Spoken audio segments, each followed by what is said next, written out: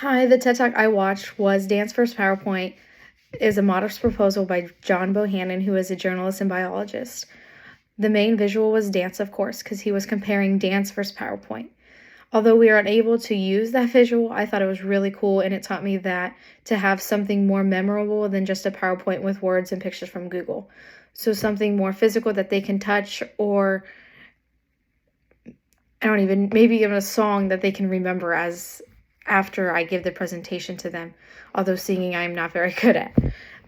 But I thought it was really cool how he incorporated dance. There was one portion because he was talking about superfluids and photons and atoms, and he was talking about how superfluids are able to slow photons down to 60 kilometers per hour. And he had like two dancers and one that they jumped into his arms, and it was just slow motion. It was showing how slow a photon could actually go in dance world, of course, but it gave you that better visual to see actually like how something would happen.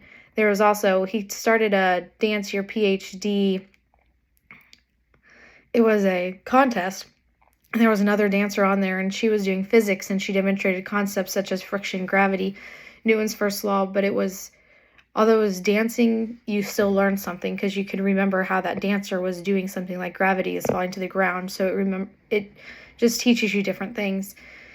And he was a scientist. He also touched on that you can give so many words to someone, but like information, like what I watched the video on my TED Talk earlier today doing the other presentation skills. He said something about how you forget the information that you were given, so you need to transform it and give it to someone else. So like that dancing is transforming it so they remember it better.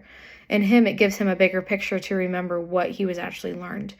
I was watching the audience as well during this just to see how they were engaged, and all of them were engaged. They loved it. They had a standing audience, or everyone was standing and clapping at the end, and I really feel like this modern dance was a better visual for those. So it just teaches me that a PowerPoint always isn't the best visual to have during a presentation.